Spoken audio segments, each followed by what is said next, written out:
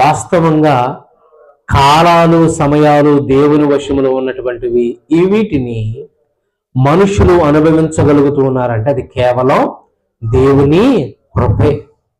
ఎన్ని లక్షలు కోట్లు పెట్టినా ఒక్క నిమిషం కానీ ఒక్క సెకండ్ కానీ మనం కొనలేం. ఒక అధికారి దగ్గర కొన్నటువంటి సమయాన్ని మనం తీసుకోలేం, ఒక మనిషి కొన్నటువంటి అట్టి సమయాన్ని మనం తీసుకోలేం. కానీ దేవుడు మనకు ఏ విధమైనటువంటి ఖర్చు లేకుండా, దేవుడు మనకు ఏ విధమైనటువంటి ప్రతిఫలం మన దగ్గర నుంచి ఆశించకుండా దేవుడు మనకు కాలాన్ని సమయాన్ని దేవుడు ఇచ్చాడు. నిజంగా వాస్తవంగా చెప్పాలి అంటే దేవుని వాక్యం ఏమని సెలవిస్తుందో ఒకసారి ప్రసంగి గ్రంథం 1వ అధ్యాయము 9వ వచనాన్ని జ్ఞాపకం చేసుకుందాం. ప్రసంగి గ్రంథము 1వ అధ్యాయము 9వ వచనాన్ని జ్ఞాపకం చేసుకుంటే దేవుని యొక్క వాక్యం అక్కడ ఏమని సెలవిస్తుంది అంటే, ప్రసంగి గ్రంథం 1వ అధ్యాయము 9వ వచనము 556వ పేజీ. మునుపు ఉండినదే ఇక ఉండబోచున్నది, మునుపు జరిగినదే ఇక జరగబోవున్నది. సూర్యుని కింద నూతనమైనదేదియో లేదు.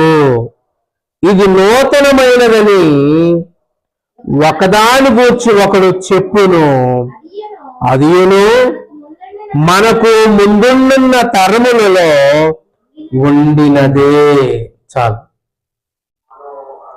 9వ వచనాన్ని ఆయన చెబుతూ ఆయన అంటున్నాడు, మునుపు ఉన్నదే ఇంకా రాబోయే దినాల్లో కూడా ఉండదట. దేని గురించి అని అంటే, మనుషులు ఈ భూమి మీద పుడుతున్నారు, కొంత సమయాన్ని భూమి మీద గడుపుతూ ఉన్నారు, చనిపోతూ ఉన్నారు, వారి పితరుల దగ్గరకు చేర్చబోతున్నారు.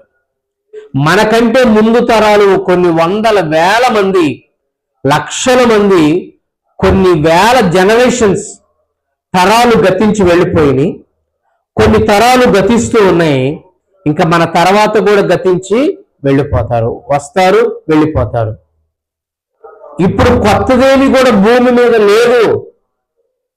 కాలము, డేట్లు మారుతున్నాయి కానీ, రోజులు మారుతున్నాయి కానీ, నెలలు మారుతున్నాయి కానీ, ఇదిగో దేవుని సృష్టిలో ఇదిగో ఇప్పుడు ఏదైతే మనం అనుభవిస్తూ ఉన్నామో మరలా రాబోయే దినాల్లో కూడా అదే జరుగుతూ ఉంటది. కాలములో ఎటువంటి మార్పు లేదు. అంకెలు మారతాయి తప్ప, అంకెలు సంఖ్యలు మారతాయే తప్ప దేవుని ప్రణాళిక ఏదైతే ఉన్నదో, దేవుని ఆజ్ఞ ఏదైతే ఉన్నదో దానిలో మార్పు అనేది లేదు. అక్కడ స్పష్టంగా రాయబడినటువంటి మాట ఏమిటయ్యా అంటే, ఇక జరగబోవున్నది సూర్యుని కింద నూతనమైనది ఏదీ లేదు, ఇది నూతనమైనదని ఒకదాని గురించి ఒకడు చెప్పును. ఇప్పుడే చెప్పుకుంటా ఉంటాం కదండి, నూతన సంవత్సరంలోకి వచ్చాక హ్యాపీ క్రిస్మస్, కొత్త సంవత్సరం, కొత్త సంవత్సరం, ఇది నూతనం, ఇది నూతనం, ఇది నూతనం అని చెప్పుకుంటాం. కానీ దేవుని యొక్క వాక్యం సెలవిస్తూ ఉంది, ఇదిగో ఇది నూతనమైనదని ఒకదాని గురించి ఒకడు చెప్పును, అదియును మనకు ముందున్న తరములలో ఉండినదే. కాలము మనకంటే ముందు కూడా సంవత్సరాలు గతించి వెళ్ళిపోయినాయి, నెలలు గతించి వెళ్ళిపోయినాయి, వారాలు గతించి వెళ్ళిపోయినాయి. కానీ మారవలసినది ఏమిటయ్యా అంటే, మనము దేవుని ఎడల కలిగి ఉండటమే నూతనమైనటువంటిది. అందుకని దేవుని వాక్యం ఏమని సెలవిస్తూ ఉందంటే, కొరింథీయులకు రాసినటువంటి 2వ పత్రిక 5వ అధ్యాయము 17వ వచనాన్ని జ్ఞాపకం చేసుకుంటే, కొరింథీయులకు రాసినటువంటి 2వ పత్రిక 5వ అధ్యాయము 17వ వచనం. కొరింథీయులకు రాసినటువంటి 2వ పత్రిక 5వ అధ్యాయము 17వ వచనాన్ని జ్ఞాపకం చేసుకుని, కాగా ఎవడైనను క్రీస్తునందున్న ఎడల వాడు నూతన సృష్టి, పాతవి గతించెను, ఇదిగో క్రొత్తవాయను. చాలండి. సమస్తమును దేవుని వలనైనవి. ఇక్కడ 17వ వచనంలో చెప్పబడుతున్నటువంటి వాక్యం ఏమిటయ్యా అంటే, ఎవడైనా క్రీస్తునందున్న ఎడల వాడు నూతన సృష్టి.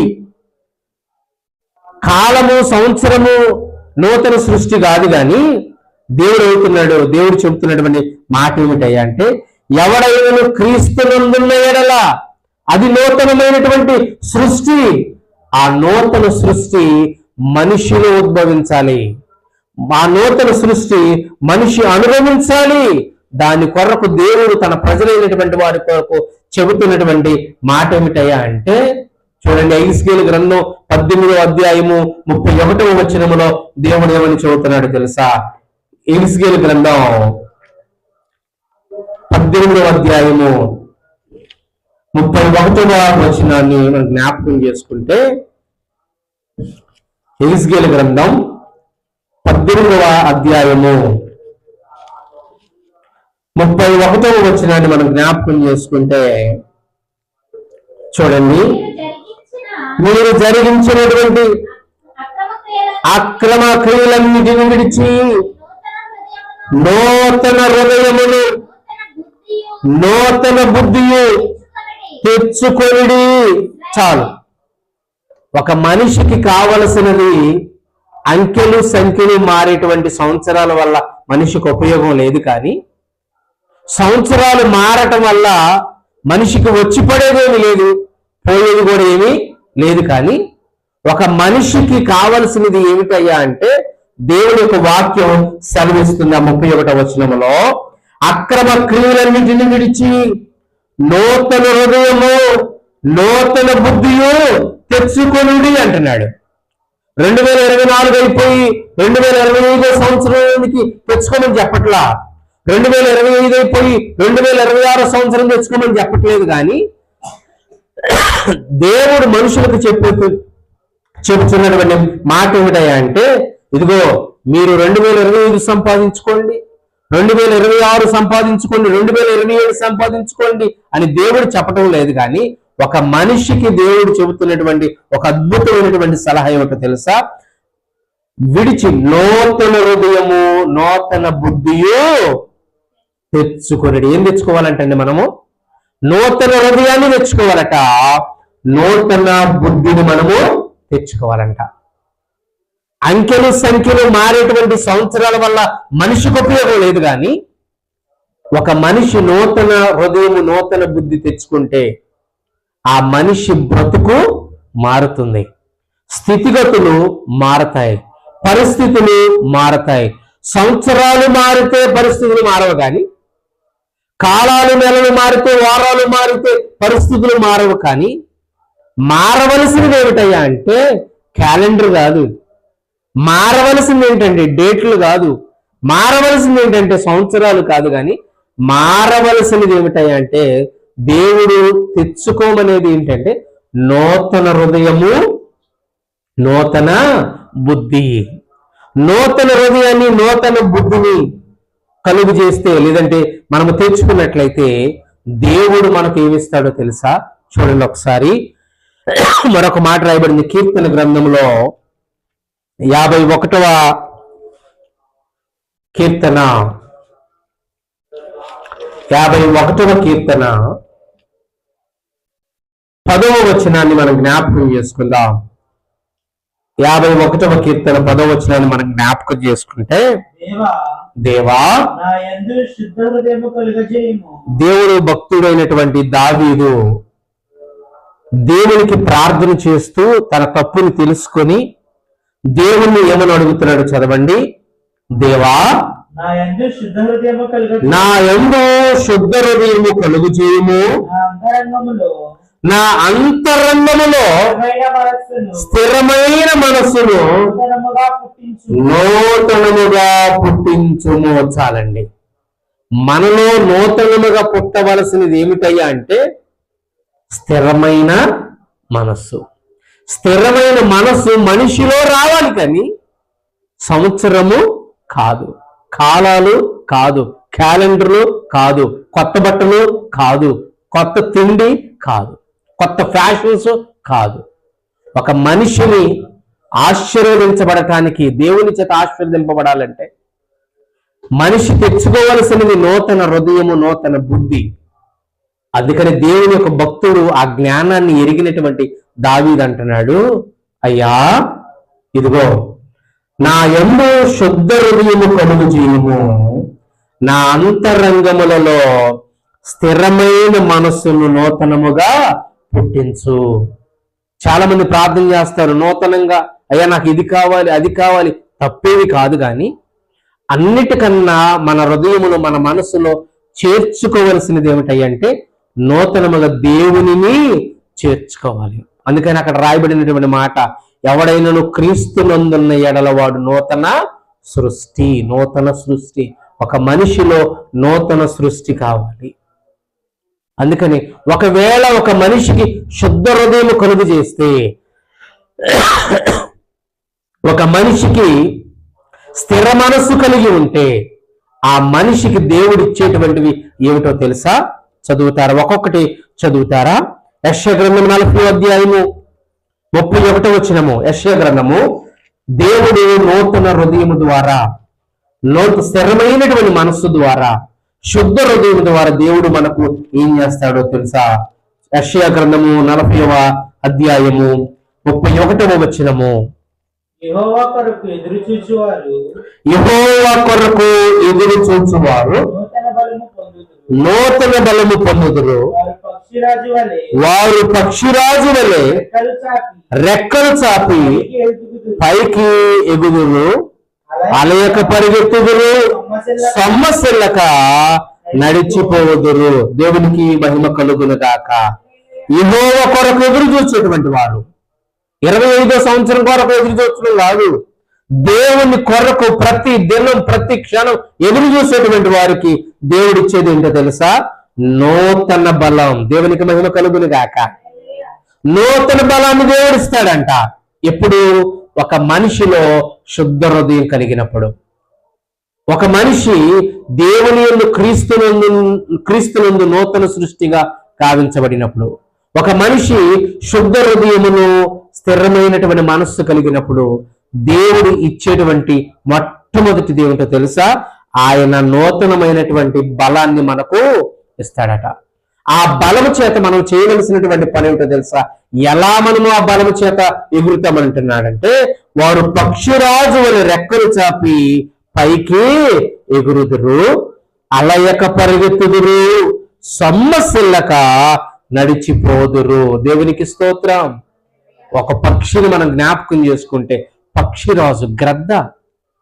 అన్ని పక్షుల కంటే ఆకాశంలో ఉన్నతంగా ఎగిరేటువంటిది ఏదైనా ఉందంటే అదే పక్షిరాజు లేదా గ్రద్ద. అలసిపోకుండా ఉన్నతమైనటువంటి స్థానంలో పైకి ఎగిరేటువంటిది ఏదైనా ఉందంటే తన రెక్కలు చాపి అలసిపోక ఆకాశంలో ఎత్తైనటువంటి స్థలములోనికి ఎగురుతూ ఉంది. అలాంటి స్థితిలో దేవుని చేర్చుకున్నట్లయితే, శుద్ధ హృదయం కలిగి ఉంటే, స్థిరమైన మనసు నూతనముగా పుట్టి ఉంటే, ఒక మనిషిలో ఇదిగో దేవుడు మనకిచ్చేటువంటిది మొట్టమొదటి గిఫ్ట్ ఏంటో తెలుసా?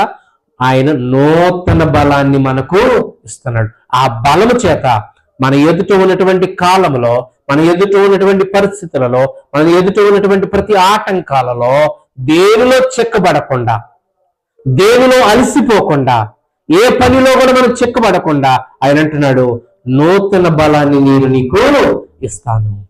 ఎలాంటి బలమయ్యా అంటే, ఒక పక్షిరాజు ఆకాశంలో ఎంత ఉన్నతంగా ఎగురుతుందో అలాంటి బలాన్ని నేను నీకు ఇస్తాను.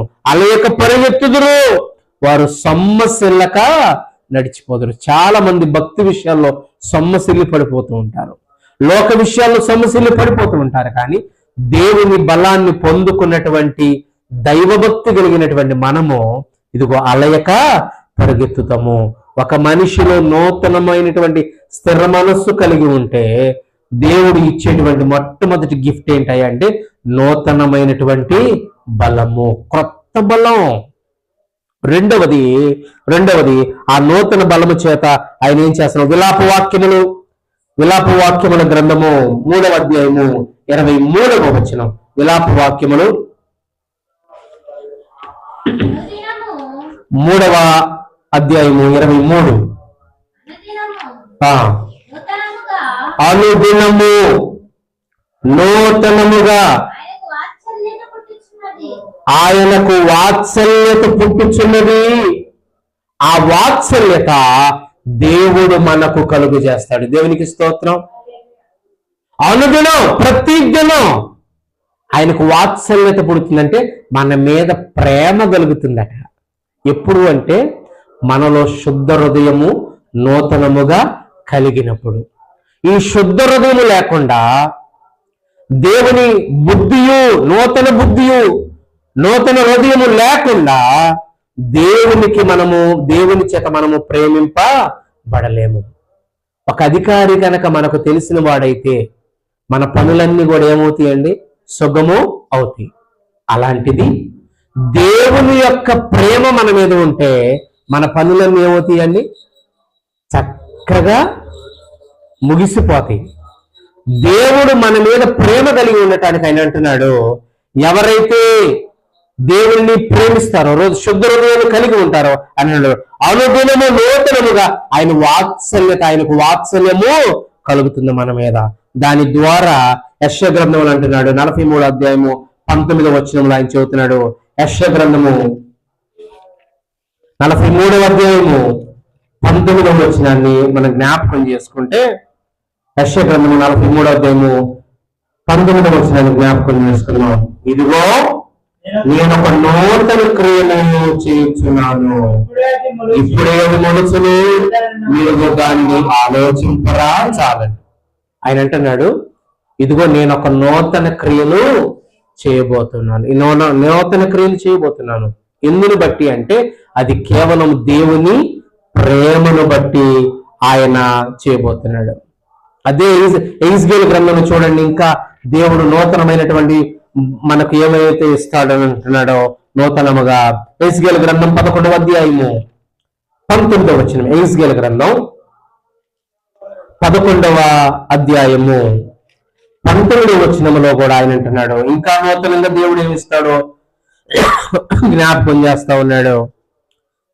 ఎహెజ్కేలు గ్రంథం 11వ అధ్యాయము 19వ వచనములో ఆయన అంటున్నాడు, వారు నా కట్టడలను నా విధులను అనుసరించి గైకొనున్నట్లు నేను వారి శరీరములో నుండి రాతి గుండెను తీసివేసి వారికి మాంసపు గుండెను ఇచ్చి వారికి ఏక మనస్సు కలిగజేసి వారి యందు నూతన ఆత్మ పుట్టింపు. దేవునికి స్తోత్రం. హల్లెలూయా. ఏం కలుగు చేస్తాడంటండి? నూతన ఆత్మ. ఎవడైనా దేవుని ఆత్మ లేనటువంటి వాడు నా వాడు. దేవుని ఆత్మ మనకివ్వాలి అని అంటే ఆయన అంటున్నాడు, ఇదిగో ఇప్పుడైనా సరే, ఈ సంవత్సరం అయినా సరే, ఆయన అంటున్నాడు, ఇదిగో నీకు నూతన హృదయము, నూతన బుద్ధియు, స్థిరమైనటువంటి మనసు నూతనముగా ఒకవేళ పుట్టిస్తే దేవుడు అంటున్నాడు, ఇదిగో నేను ఏం చేస్తానో తెలుసా, నూతన ఆత్మను కూడా నీకు బహుమతిగా ఇస్తానంటున్నాడు. నూతన క్రియలు చేస్తానంటున్నాడు. ఆయన నూతనముగా పక్షిరాజు వలె బలమిస్తానంటున్నాడు. అంతేకాదు, ఇంకా అదే గ్రంథములో, ఎహెజ్కేలు గ్రంథములోనే 36వ అధ్యాయములో ఏమని చెబుతున్నాడు చూడండి. 36వ అధ్యాయము 26వ వచనాన్ని, 36:26లో ఏమని చెబుతున్నాడు చూడండి ఒకసారి. ఆహా, నూతన హృదయం మీకు ఇచ్చేదను, నూతన స్వభావము మీకు ఇచ్చేదను, రాతి గుండె మీలో నుండి తీసివేసి మాంసపు గుండెను మీకు ఇచ్చేదను, నా ఆత్మను మీ యందు ఉంచి నా కట్టడలను అనుసరించు వారిగా, నా విధులను గైకొని వారిగా మిమ్మల్ని చేసేదను. దేవునికి స్తోత్రం. హల్లెలూయా. దేవుడు అంటున్నాడు, మరలా నా హృదయాన్ని నీకు ఇస్తాను, అలా అంతేకాదు ఆ స్వభావాన్ని నీకు కలుగజేస్తాను అని అంటున్నాడు. నూతన హృదయాన్ని నీకు ఇచ్చేదను, నూతన స్వభావమును మీకు కలుగు చేస్తానంటున్నాడు. ఎప్పుడు అనంటే ఎవడైతే క్రీస్తు యేసునందు నూతన సృష్టిగా చేయబడతాడో, ఎవరైతే స్థిర మనసు నూతనముగా పుడుతుందో అట్టి వానికి దేవుడిచ్చేటువంటి గొప్ప బహుమానం ఏంటంటే నూతన హృదయాన్ని ఇస్తాడంట, నూతన స్వభావాన్ని ఇస్తాడంట, నూతన ఆత్మనిస్తాడంట, నూతనముగా కార్యం చేస్తాడట, నూతన బలాన్ని ఆయన చేస్తానంటున్నాడు. అంతేకాదు ఆయన అనేకమైనటువంటి కార్యాలు మన పట్ల ఆయన చేయబోతున్నాడు. ఎప్పుడు అనంటే ఒక మనిషికి నూతనమైనటువంటి శుద్ధ హృదయము కలిగినప్పుడు, స్థిరమైనటువంటి మనస్సు దేవుని చేర్చుకొనుట ద్వారా ఆ మనిషిలో దేవుడు కలుగు చేసేటువంటి అద్భుతమైనటువంటి పని క్రియలు ఏమిటాయంటే మొట్టమొదటిది ఆయన బలాన్ని మనకు ఇస్తానంటున్నాడు. ఆ బలము చేత మన ఎదుట ఉన్నటువంటి అనేక పరిస్థితులను దాటుకుంటూ ఉన్నతమైనటువంటి స్థలంలో పక్షిరాజు వలె మనము పైకి ఎగరి అలయక సొమ్మసిల్లక పరిగెత్తి దేవుని వైపు నడిచేటువంటి వారముగా మనము ఉంటాం. అంతేకాదు అలా చేయటం ద్వారా నూతనమైనటువంటి హృదయము, శుద్ధ హృదయము మనకు కలిగినప్పుడు ఆయన ప్రేమ ఎవరిని ప్రేమిస్తాడంటే ఆయన మనలను ప్రేమిస్తాడు. అంతేకాదు ఆయన నూతన వాత్సల్యాన్ని ఎప్పటికప్పుడు ఆయన వాత్సల్యం మన మీద ఉంటది. అంతేకాదు నూతన ఆత్మ చేత మనలను నడిపిస్తాడు. నూతన హృదయాన్ని, నూతన స్వభావాన్ని ఆయన మనకిస్తాడు. అందుకని ఆయన అంటున్నాడు రోమీలకు రాసినటువంటి పత్రికలో 12వ అధ్యాయం చదవవసరం లేదు కానీ 12వ అధ్యాయం 2వ వచనం అని అంటున్నాడు, మనస్సు మారి నూతన మగుట వలన ఆయన మనలను ఏర్పరచుకున్నాడు. మన మనస్సు మారటానికి, క్యాలెండర్ మారటానికి కాదు, నెలలు మారటానికి కాదు, రోజులు మారటానికి కాదు, కానీ ఇవి ఆయన ప్రసంగి గ్రంథకర్త అన్నాడు కదా, మునుపున్నదే ఇప్పుడు ఉంటది, ఇప్పుడున్నదే రేపు కూడా ఉంటది. కానీ మన జీవితంలో రావలసినది, చేర్చుకోవలసినది ఏమిటాయంటే నూతన సృష్టిగా యేసు క్రీస్తు వారు మన హృదయంలో చేర్చుకోవాలి. స్థిరమైనటువంటి మనసు నూతనముగా పుట్టించు అంటున్నాడు. దావీదుకి అంతకు ముందు లేదా అంటే ఉంది, కానీ పాపములో పడిపోయిన తరువాత మరలా దేవుని దగ్గర పశ్చాత్తపడతాడంటున్నాడు, అయ్యా నూతనమైనటువంటి మనస్సు, స్థిర మనస్సు నాకు పుట్టించు. అప్పుడు దాకా ఏమి లేదంటే స్థిర మనస్సు లేదు. ఒక విశ్వాసి జీవితంలో స్థిర మనస్సు లేకుండా ఏ కార్యాన్ని మనము చూడలేము. అచంచలముగా ఉంటే దేవునిలో ఏ కార్యాన్ని మనము చూడలేము. మనకు క్రైస్తవులకు కావలసినది ఏమిటయ్యా అంటే స్థిరమైన మనసు. ఈ సంవత్సరం, ఈ 2025 సంవత్సరంలో దేవుని కార్యాలు చూడాలన్నా, దేవుని స్వభావం, దేవుని ప్రేమ, దేవుని క్రియ మనకు కావాలి అని అంటే ఆయన అడుగుతున్నాడు కదా, దావీదు అడిగినట్లుగా మనం కూడా అడగాలి. అయ్యా నా హృదయము నీ యొక్క చిత్తములో ఇదిగో నన్ను కూడా ఏంటో తెలుసా, స్థిరమైన మనస్సు నాకు కలుగు చెయ్యి, శుద్ధ హృదయాన్ని నాకు కలుగు చెయ్యి, స్థిరమైనటువంటి మనస్సు నాకు కలుగు చెయ్య. దాని ద్వారా దేవుడు మనకు జరిగించేటువంటి ఇదిగో అనేక రకమైనటువంటి ఆయన బలం ఇస్తాడట, ఆయన ప్రేమను మనకు చూపుతాడట, ఆయన స్వభావాన్ని ఇస్తాడట, ఆయన ఆత్మచేత నింపుతాడట, ఆయన కార్యాన్ని మనకు చేస్తాడట. ఆయన సృష్టిలో మనము కూడా ఒక భాగమై ఉంటామని దేవుని యొక్క వాక్యం సెలవిస్తూ ఉంది. ఇట్టి గొప్ప భాగ్యాన్ని దేవుడు మనకు, మన కుటుంబాలకు కలుగు చేయాలని ప్రభు పేరట మనం చేస్తున్న మాటలు ముగిస్తూ ఉన్నాను. కళ్ళు మూసుకొని చిన్న ప్రార్థన చేసుకుందాం. ఈ నూతన సంవత్సరంలో దేవుడు మన కుటుంబాలను జ్ఞాపకం చేసుకొని ఒక మనిషి జీవితంలో క్రీస్తునందు మనము నూతన సృష్టిగా చేయబడాలని, నూతనమైనటువంటి హృదయము, నూతనమైనటువంటి బుద్ధి ఈ సంవత్సరము అంతా కూడా, రాబోయేటువంటి దినాలన్నీ కూడా దేవునిలో గొప్ప కార్యాలు చూడబోతున్నటువంటి మనము ఇదిగో నూతనమైనటువంటి హృదయము, బుద్ధియు కలిగి ఆయన చేత నూతన బలాన్ని పొందేటువంటి వారముగా, నూతన కార్యాలను పొందేటువంటి వారముగా, నూతన ఆత్మను పొందేటువంటి వారముగా, నూతన హృదయము, స్వభావము పొందేటువంటి వారముగా మన మనస్సు మారి దేవునిలో స్థిరపడేటువంటి వారముగా ఇగో దావీదు చేసినటువంటి ప్రార్థన ఈరోజు నీవు నేను చేయగలిగితే దేవుడు ఈ 2025 సంవత్సరంలో దేవుడు గొప్ప అద్భుతములు, గొప్ప క్రియలు మన పట్ల, మన కుటుంబాల పట్ల చేయటానికి దేవుడు సిద్ధంగా ఉన్నాడు. మహాపరిశుద్ధుడా, ప్రేమ నమ్మకం కలిగిన తండ్రి, నీకు వందనాలు. ఇదిగో మా జీవితంలో మారవలసినది రోజులు కాదు, నెలలు కాదు, వారాలు కాదు, క్యాలెండర్లు కాదు, కొత్త బట్టలు కాదు, కానీ మా జీవితంలో మారవలసినది ఇదిగో ప్రభువా మా హృదయమని, మాకు రావలసినది నూతనమైనటువంటి బుద్ధిని, నూతనమైనటువంటి హృదయమని. అది కేవలము నీ కుమారుని అంగీకరిస్తే, నీ కుమారునిలో ప్రభు నూతన సృష్టిగా చేయబడితే అది కేవలం నీ కుమారుని వలననే జరుగుతుందని మేము గ్రహించాం. ఇదిగో ఈ నూతనమైనటువంటి సంవత్సరంలో మా సంఘాన్ని, మా గ్రామాలను ఇదిగో మీరు జ్ఞాపకం చేసుకొని నూతనమైనటువంటి స్థిర మనస్సును దయచేయండి, నూతనమైనటువంటి మనస్సును దయచేయండి. ఇదిగో శుద్ధ హృదయాన్ని కలుగు చేయండి, నూతన బుద్ధి కలుగు చేసి మీ బలాన్ని ప్రసాదించండి. మీ శక్తి కలిగినటువంటి కార్యములను ప్రభు చేయడానికి కృప చూపి నడిపించండి.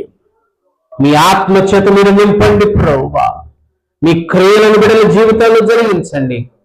గొప్ప ఆశ్చర్య కార్యములు వారి జీవితాలు చూడటానికి కృప చూపి నడిపించండి.